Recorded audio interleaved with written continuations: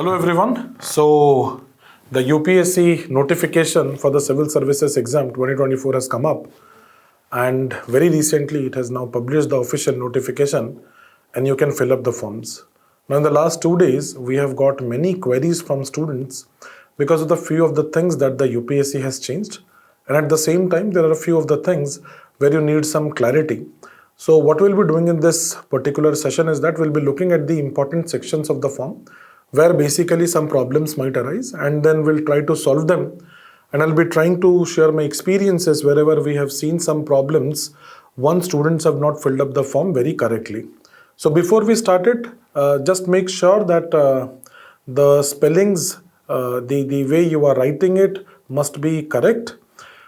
This form fill up is all about writing down things and not exactly is about producing the documents. You need the documents exactly when you will be filling up your DAF 1 after your prelim exam, but however, you need to have them ready, especially the caste certificates that we will talk, or the EWS certificate that we will talk. So on that note, let's start and look at the things which you need to keep in mind while you are filling up the form for UPSC, right? So as you can see, you can very well go to the website of UPSC, that is online, upsconline.nic.in, which is the basic website wherein you can find the form. Now, for that you have to go for the one-time registration, OTR. Please make sure that whatever details you are putting up in OTR, which is very basic information, it is all correct. It is non-editable and remains like that for a lifetime. Once you have filled up your OTR, you can use the same information to apply for any of the exam under UPSC, Civil Services being one of them. So be very, very sure when you are filling up the OTR form. I'll advise all the students to look at their 10th class matriculation certificate to fill in all the details, be it the spelling of the name or date of birth, because that's the validated certificate or the document which is also asked by the UPSC to use for. Now, if we look at the form which has been very recently introduced to us, the last date would be 5th of March 2024 till 6 p.m. Till evening 6 p.m. you can fill up the form, but I'll request all of you to not wait for the last date and rather fill it up, especially if you're looking at a center in Delhi, right? So it will be better for us to fill the form as soon as possible. I'm sure for the first 2-3 days, there will be a lot of rush. And also, since some of the things have been changed regarding the photograph especially, it might take another 4, 5 or a week's time to fill up the form, which is pretty comfortable. You can fill it up. So it is till 5th March, so you can fill up the form. And the admit card for the examination will be issued to you just like a week before the working day of the examination itself, and none of the admit cards will be sent via post. So do not wait to get your admit cards on post. It will be sent to you. I mean, you can download it in the same website, which is upsconline.nic.in. As far as modification in OTR is concerned, as I was saying, this one-time registration profile or OTR that you can see, you can directly go to the registration part and you can register yourself. Basic information is asked over there that you can do. Once the editable part is open, so 5th March 2024 6 p.m. is the last official time to fill in the form. From 6th of March, your profiles will be open to you to edit.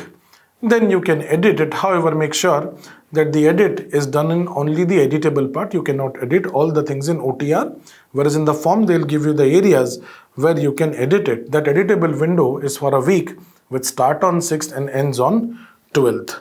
Now, let's look at the other thing. This one we have discussed that it is for 7 days. Let's look at one of the most important changes that the UPSC has brought in this year, which is regarding photograph. So explicitly some criteria of photographs have been given this year, and we need to adhere by the rules as the UPSC says, which might lead to even you being disqualified from the exam. So let me make it very, very simple to all of you. The photographs, those are to be uploaded by the candidates. That particular photograph should not be more than 10 days old than the date of notification which has been issued. So 14th of February, it cannot be later than like the 10 days back. So make sure that you have a very, very recent photograph. And the reason is very simple, that it should not be a very old photograph where the resemblance clash which means that the look which is there in the photograph has to be consistent throughout the 3 phases of the exam, be it the prelims exam, the mains exam, or the interview exam. The students might think that the board will look at them only in the interview exam vis-a-vis the photograph in the hand. However, you should understand that the invigilator in the prelims and the mains exam might use the same to check for validation of your identity. So make sure that the photograph that you are taking is the most updated one. Now the UPSC says that the photograph should have your name and the date on which the photograph was taken. Although the UPSC has not notified any kind of a format to maintain the name, whether in capital or small letters, or the date of the photograph taken, it is better to maintain the DD, MM, YY, YY format, which is majorly the officially accepted format. So you have to write your name as well as the date on which you took the photograph. Please note that you have to write down your name and the date on which you took the photograph below here.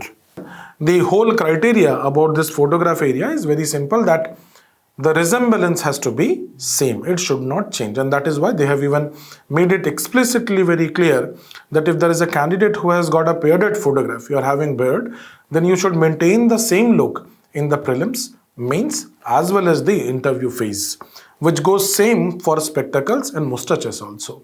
So make sure you are not changing it, right? I would request student on this note that because in the interview phase, a formal look is appreciated, where you are asked to actually shave down and be very, very clear and formal, you should maintain that look in all the 3 phases of exam. Now it is as per you. If you want to go like that, you can go like that. But as a part of experience, I'm saying that a formal look is always more respected. So it is better we maintain that particular look. As far as the size of the photograph is concerned, it should be more than 20 kb, but should not cross 30 kb. It should be in between 20 and 300 kb, the photograph which has to be uploaded. I think I'm making myself very, very clear that you have to have a photograph which is where your face occupies like 75% of the space of the complete area. It has to be very, very recent. It should not be older than 10 days from the date of notification. I'm sure that most of you will be clicking a new photograph, putting your name, put your name in capital letter, and with that, the date of your birth, and then make sure that whatever is the look in that photograph, you are continuing with that look on all the 3 phases of the examination. This is a new thing which has been added, and it's a very simple thing. Let's look at minimum educational qualification, which is something that you already know, which is graduation. Just 2 things to understand. If a person is in the 3rd year or the final year, then remember that passing certificate must be issued to the student before the day she files or she writes her DAF 1. Remember this thing. So you should be having your certificate, even if you are on your final year today, but you are sure that you will be having your final certificate of graduation before the month of somewhere around June. You can understand the 3rd week of June, July. That is the part when we fill up the DAF 1, we should be having that particular certificate, and then you are eligible. For those students who are into MBBS, which includes an internship at the end of the 4 years to get the certificate, in that case alone, they can go ahead. However, they have to produce the final certificate of their course, their graduation course, when they go for the interview phase. However, they have to give one provisional when they go. This is the only difference which is there. For a graduation student, common graduate, it has to be the certificate has to be available before you file the DAF 1. Only for those educational qualification which needs an internship like that of MBBS, you need to have it before you go for the interview exam itself. Now, let's look at availing of reservation, because that is one important thing that we see. As far as availing of reservation is concerned, do remember the availing of reservation can only be done if the candidate who is claiming the reservation has got a listing in the reserved community which is issued by central government. So the issuing authority has to be central government always first. Second, let's look at OBC reservation, wherein we see most of the doubt, and that is obviously on the non-creamy layer criteria. So basically all those candidates who are applying for the CSE 2024 and are thinking to take the OBC non-creamy layer reservation, they need to understand that their OBC certificate has to be issued only after 1st of April 2023. You need to understand that 3 years financial certificate are needed, which is the year 2020, 2020 to 2021, that is 1 year, 2021 to 2022, that is 2nd year, and 2022 to 2023, that is 3rd year. So on 31st of March 2023, the financial year is over. You can use it to have a certificate which is must be having a date after 1st of April 2023, and that certificate should not be of later date than that of 5th of March 2024, which is the last date to file your UPSC application. So you should have a certificate which should be in between this time using these 3 years detailing of financial years. Okay. The students who are applying for EWS category, which is the economically weaker section reservation, they also should meet or shall meet the criteria given by the central government, and they must have an income and asset certificate. They'll have to have an income and asset certificate which is based on financial year 2022-2023. Obviously 31st of March 2023 the financial year is over, so the certificate must be issued after 1st of April 2023 till the last date, and that you already know is the 5th of March 2024. This date is very, very, very important. Okay, now look at the OBC certificate. It's very, very important. That's because in the last few years we have seen that the commission has been very strict as far as the format of the OBC certificate is concerned, and the UPSC has given a particular performa in performa number 2 for the OBSC certificate. Please use that performa alone and not any other state-based performa. It might lead to your invalidation to the exam or the reservation in the exam. Please use that alone. Now, as far as issuing authority of the OBC certificate is concerned, make sure that the positions, official positions which are indicated by UPSC alone are used, and none of the officer below that rank should give you a OBC certificate.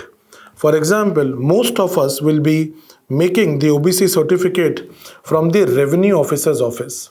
Now in some places you might come for an additional Tehsildar or a Naib Tehsildar also making it. But then you see, it has been very much explicitly mentioned by UPSC that a revenue officer not below the rank of Tehsildar is the criteria. Also, make sure there is no overwriting over any of the things written in the OBC certificate. Last year only we have seen a few students being rejected by UPSC. So make sure that there is no overwriting. If there is any overwriting, do not ask them to use a whitener to overwrite it. Rather use another piece of paper and get your clean OBC certificate. Please mark my words, it should not have any kind of overwriting. Please check the spellings, especially whatever community is being mentioned over there, the spelling has to be as per the center list.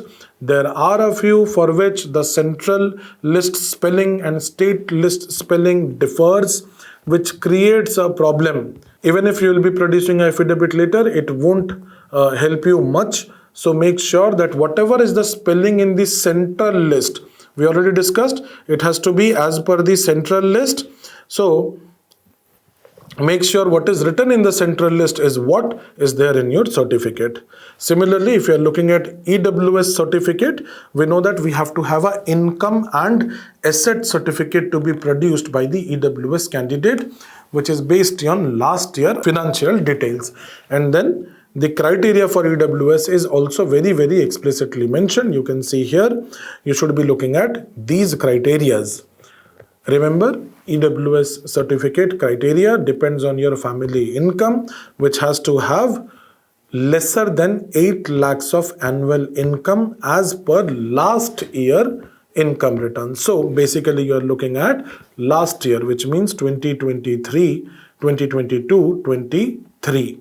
And that's why the certificate date would be definitely after 1st of April 2023 and has to be before 5th of March 2024, which is this year last date of applying. Make sure you take care of the dates and always use the form which is issued by UPSC itself. As far as the part 1 OTR is concerned, remember you have to fill up 2 parts. So don't be happy just filling the part 1. You have to fill up both the parts. Part 1 is the basic information. Make sure all the spellings are correct and you are using your matriculation certificate to give all the detail as per the mentioning in the matriculation certificate itself. Okay. Apart from that, just fill in the details or make sure that the number that you provide and the email ID that you provide is actually working. Please do not provide a number which is not working. Many a time we have seen that students give the phone number of their parents. Make sure it is working. You can respond using the number. Similarly, email ID also. We see that student gives somebody else's email ID, especially maybe their elder brother, sister, father, something like that. Please give your own email ID because you'll be using it again and again. Once you go for the OTR registration, you will come up across a number, the OTP in the number and the email ID that you have provided. Make sure you have the access to it. Okay, I think majorly then it is done. Part 2, you know all the details that you can fill up in order to pay the fees. Only with the successful submission of the fees, your complete form is filled up. Okay. I think these are the places where you need to have some little detailing, or rather keep an eye open when you fill it up. Make sure you don't do any mistake as far as spelling is concerned, especially in caste certificate. As I said, central list spelling has to be used. Second, because photograph they have made it explicitly clear, make sure you are going through the same way what the UPSC has mentioned. Make sure all the information provided are correct and make sure the dates and the formats of the certificate are completely fine. I hope that will help you. All the very best. Fill it up well. If you still have any doubt, you can reach out to us. Thank you.